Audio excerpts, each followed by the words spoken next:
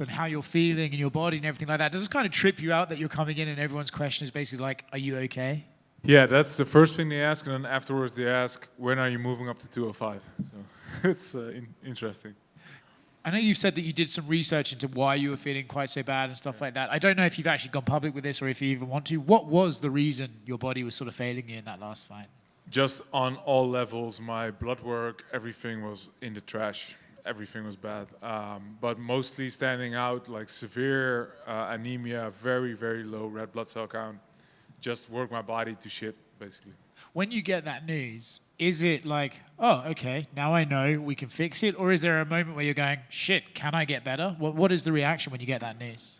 Yeah, so mostly, at least I knew what was wrong with me at that point. I was very happy with that. Like I had something to work from.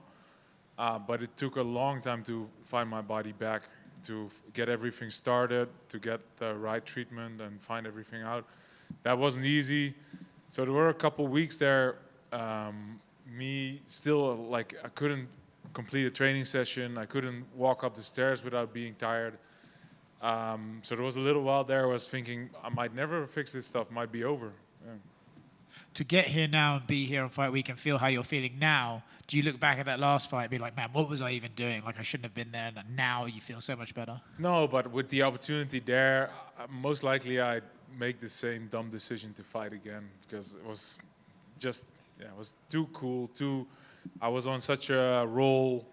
I knew my body wasn't there, but I just thought if I can get him out there in the first round, and I was close, then we wouldn't be talking about my health right now. This is very true. But would you have gotten better afterwards? Did you know you were going to get better? You were going to have I had in my mind that I'd figure out after the fight, like, I'll find out what's wrong with me. But maybe I wouldn't have pushed as hard to find it out as I did this time. Last one on the last fight before we move forward. There was, Israel obviously got attention when he said that maybe he was going to step in there and then something happened to him and he couldn't do it. I saw your quote saying you were glad that you didn't get to fight Izzy. Why exactly were you glad that it wasn't Izzy? I was glad that I didn't get head kicked into another dimension in that fight. Looking at this weekend, right, what exactly are you expecting from your opponent? Where do you think he's going to come and try and fight you? What exactly are you expecting? Yeah, so he's going to try and keep it pretty, keep his range, move back, use his shoulder roll. His right hook is very nice. He's going to try and kick the calf a little bit. And he's going to try and slow the pace down, keep it all orderly and under control. And I'm going to try and get in his face and bring some chaos. Are we looking forward to the RDR knees that Sean Strickland has stolen from you? Yeah, come on, Sean. At least give me some props afterwards. Right. Speaking of Caio Borralho, I guess he obviously comes from a grappling background, but in MMA, he seems pretty well-rounded, good takedown defense, had a lot of success against Jared on the feet. So I guess when you watch his game, I guess, does anything stand out, or is he really just that well-rounded in MMA? No, very well-rounded, and for instance, his takedowns are pretty good too. When he shoots a double, it's pretty nice. What he just does best is he's very measured. Are you a guy that likes to break down footage on your opponent? Because he seems very analytical as well. And I guess when you break down his last fight, can you take anything away from that? Because he also said he wasn't even remotely 100% in that fight. Nah, I like to study film a lot. That fight kind of just showed that he was just a little bit less quick than Imavov was. Just every exchange, Imavov was just a little quicker, and that's what gave Imavov the win. But I think I'm like a night and day difference from Imavov in all regards. Like, my style is not in any way like his, so doesn't show me too much for this fight. What do you make of this kind of the division as a whole right now? Because all these questions are about your last fight and you wanted a little more time off, but like Brendan Allen hasn't fought since that fight. Strickland just won. Hamzat hasn't fought. Imavov hasn't fought. Izzy has a fight coming up. Dricus still doesn't have a fight booked. So I guess what do you make of this division as a whole right now? It seems like there's a lot of opportunities right there. Hi, already over here. Hey, what's up? Yeah, go ahead. All right. Hi, over here. Yesterday you said it's your dream to move up to light heavyweight. Based off how this fight goes, is there, how this fight goes, could that kind of be the factor if you do move up? I don't know. I've been talking about it too much for the last couple of days, and you guys make me hungry.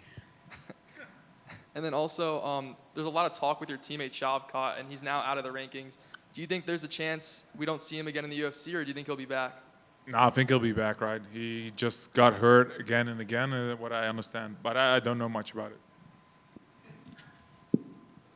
Reinier over here. I have a question. You seem to talk a lot about going to 205. I'm just wondering what... Are you heavier than Jiri Prohaska? Yeah. No. That's not a question for now. I was wondering, what's the first thing you're going to eat after the weight cut? This time I will be very disciplined and eat only the stuff the PI puts in front of my nose and nothing else. One more question. And how do you feel that your coach sits across from you and eats big-ass steaks?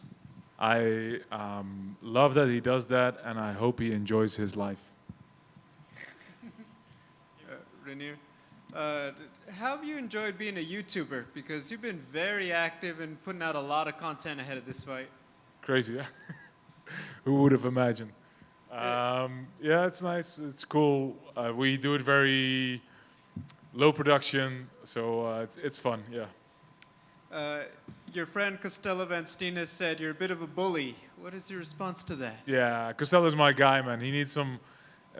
I'm very happy that you mentioned his name. This guy is so dangerous, one of the best fighters on the planet. I'm not sure if we're making commercials for his upcoming fight, but that's my guy. On that note, what was it like? Obviously, also RoboCop on this card also, so a lot of Kill Cliff energy, Michael Johnson too. Just what was it like having that vibe in the gym for this camp? Yeah, very cool. Everybody working towards the same date was a true blessing, 100%. And then final one, I noticed watching your YouTube, a lot of singing. Do you have a favorite genre, or is it just what comes to you in the moment like a lot of us? No, I love a lot of music, but singing, I like to sing in Dutch mostly.